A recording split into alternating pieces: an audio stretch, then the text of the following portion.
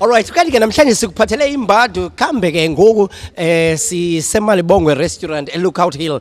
Kodwa ke ngendlela yodwa namhlanje kwiMother City sikuphathele uBrix Mabrigado ukhona apha eKapa. Sawuva kuye ke into ba intoni embeka eKapa ngelixesha lihle kanje. Ndiyava umfana kuthiwa kalali akasabubona ubuthongo kwiskime esingalali. Alright, sawuva kuye ke masincokole naye ke kuba sinaye apha e-studio. Alright, Brix masikwamkele Cape Town. Sawubona bhuti Kunjani baba? Shap ngicela ukubulisa wonke umuntu omamele ekhaya nomuntu obukele ngithi uBrix Mabrigado lo eSkokoriko ngishaye round ngivakashile. Oh, shay round vakashile Cape Town. Okay, yini ekubeka eCape Town? Ngize ngomsebenzi bhuti omkhulu ngize ngomsebenzi iCD lami elisha leli balibiza ngokuthi Rough Cast. Yeah, nama tracks ayi16 featuring Oskido, featuring Pablo, featuring Uspikiri, featuring Professor, featuring PRO. So ngize ngeCD ngizoreze awareness kubantu because abantu bamthanda bawuthanda music kaBrix. So ngizokalile fana ngithi athi ngizobabonisa ukuthi ngiphethe stuff esisha let them bavaye bayasithola e-store. All right. Now le album yakho is self-titled uBrix. Yeah, baba. The album is called Rough Cast. Yes. Okay, but ngibona hey uRough Cast awumshayanga lapha. uRough Cast hayi umshaye emaqaleni. Mele kubonakala uBrix kahle. Mele kubona kucaca uBrix kahle abantu mababheka babona uBrix before babona iRough Cast uyangithola. Mele uthande kucala icover yencwadi before ufunda ukuthi kwenzakalani. Yebo baba. All right. Okay. Nakali anipapa ke yabona ke usebenze nabantu abaninzi. The last time before because ababukeli phaya ekhaya bayazi into ba ubuke wase TS for ixesha elide. But ngoku awusekho TS uyasebenzela kunjani ukusebenza wedwa and who are you working with ngoku? I'm only getting used to my challenges manje because kanenqala and I'm only getting used to my I wouldn't say kumnandi or how really I feel about it but I'm looking forward to tackling my challenges engizobhekana nawo and I'm looking forward to it. It's a big challenge for me. Okay. All right, and usebenza ngecompany yakho, you're not partnering with somebody okanye usebenza phansi komnye umuntu? Yeah, well, I'm with Brigado Music, which is my company. It has been around for like 3 years now. It's only now that we started operating after the CD lelika Brix Mabrigado. Okay. Any other artists osebenza ozincedisayo osebenza nazo kwiBrigado Music?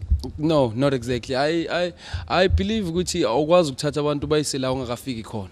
Yeah, ngithola so I still want to go far because this is more like a first step for me now as a Brigado Music working with Ilabo Entertainment under management. So this is more like a first step for me trying to make sure ukuthi ngibheke ukuthi nginyathela kuphi kuhamba kanjani, what are the challenges engihlangabezana now and how to go about solve. Before you engage with abanye abantu. Okay, let's talk about ingoma ezikhona apha. Yeyiphi oyipusha ngamandla apha? Ngibona ama festival. Ama festival should be the one because ifestive manje abantu bajabulile abantu bathola ama bonus wonke umuntu ufuna ukuba mnandi bese bumnandini uyangithola because ama festival is the kind of a song ethi ekhuthaza amajita ukuthi bafethu must chive and responsible must be ni grand since ku December kanje if ukuthi uyazazi ukuthi uthanda ukuphuza umuntu uthanda ibhodlela shaya ibhodlela nisiblomele kuma price stand ungagcwala istrat ungadrive estratini uzozulimaza abantu uyangithola December wakaza phele kabuhlungu so ama festival is a song ethi kumajita bafethu asibe responsible estratini siziphatheni kahle masijayiveni mara sibe responsible siphuzeni sibe responsible. All right, ma iskime singalali man ngiyakubona ngathi awusalali wena kwiskime esingalali umsebenzi bhuti umsebenzi siskime esingalali iskime esingalali ngidonsa umkhulu Oskido ngalanda umkhulu ngathi hayi manje senyakwata manje ngihudula amakhehla manje ngalanda Oskido ngathi bhutiza ngicela uzongincedisa naye ingoma lana wafika Oskido wathi hayi ngizoyigibela mfana wami iproblem ayikho sathi no nasi iskime esingalali manje sikhuluma ngabantu abantu ubuyazi uDecember abantu baziphethe kanje I mean abantu bebasebenza for the rest of the year isikhathi manje baqala ukurelaxa nabantwana bebafunda unyaka wonke isikhathi sokuthi baqale bathi ukurelaxa manje bajive strong that's why we make music for abantu ukuthi bajive ngefestive uyangithola ukuthi abantu masijiveni sibe ni grand njengo Brix Mabrigado iskime singalali hayi ngiyabona hayi kunzima but ngithi futhi kungalali it doesn't mean ukuthi kumele ukuthi uhlale usemjiveni uyahlala ungalali ngoba uyasebenza uyangithola njengami nje kanje njengoba ngilokubhizi ngisebenza ngila eCape Town ngispend isikhathi esincane ngilele ngivuka ekseni ngenza ama interviews and what so ngiskime singalali. Ngiyabona futhi kwesiskime singalali ayi mara kuyahluthekwa man uthetha ngani apha kwinhlupheko and that sounds more gospel like.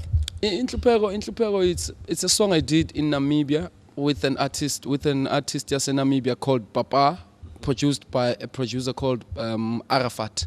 The song is about basically it's mostly about ukukhuthaza all Africans to unite against inhlupheko, you know, to ukuthi singayithathi kancane inhlupheko because indlala ibangulaka siyayazi le nto leyo. So it's just to say to our fellow Africans bafethu masibambaneni thina as abantu base-Africa, abantu abakhona base-Africa, yithi esikhona, we can do something about this, you know. Let's do something about this. Abantu bayahlupheka, abantu bayafa, we blame crime, blame ini kanti abantu yindlala. All right. And then kukhona kwalapha kule album yakho ndiyabona kuba kukubusha bethu. Kwenzekani kule ngoma? Ubusha bethu, it's a song I did with DJ Clock. Yes, it's about abantu abakhulayo, intsha, labantu abasakhula ukuthi they always say sidla ubusha bethu. Yeah, ibona lonto lo. So to me it's more like saying abantu mabathi sidla ubusha bethu, thina senza izinto zethu ngaleso sikhathi. Wena mawubhizi ukhuluma ukuthi hayi sidla ubusha bethu, thina senza izinto zethu because it's busy pusha ngo music, you understand? So there's instead of saying hey ngidla ubusha bami, do yenza izinto uzirelaxele because kuba ngathi uyachoma mawuthi ngidla ubusha bami uzobudla buze kuphela. Yeah. I-DVD yayo ingaba seyikhona? Not exactly. I still want to give myself time. Before a DVD. But those are things I'm working on doing because like I said, function as a Brigado Music, and I'm looking at doing izinto ezibhaya ebekudala ngifisa ukuzenza right about now. You know, this is the time for me to fly.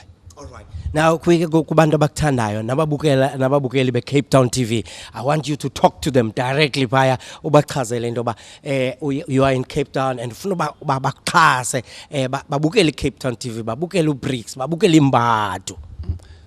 Bafethu njengoba senzwile ubhuti ashilo ngiyabonga lapha emakhaya for giving me support from the first day I started. Now iBrigado Music ifikile no Bricks Mabrigado with a new album. Here is a new album, it's called Irafcast.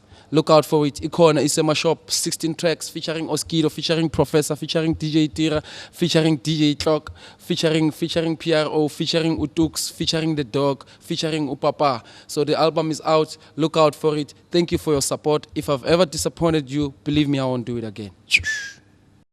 Alright, kanti ke lawo bengincokola naye apho nguBricks ukhona apha kwele Ntshona Koloni, uzawuba khona na kwingingqi yakho mjonge xa umbonile uye kuye uyokumnika inkxaso yakho. Kanti ke album yakhe yiyo le ndiyiphetheyo uyoyikhangela ezivenkileni kwimbadu sithi sakuhlala rhoqo sokuphathela kambe ke imvumi ozithandayo.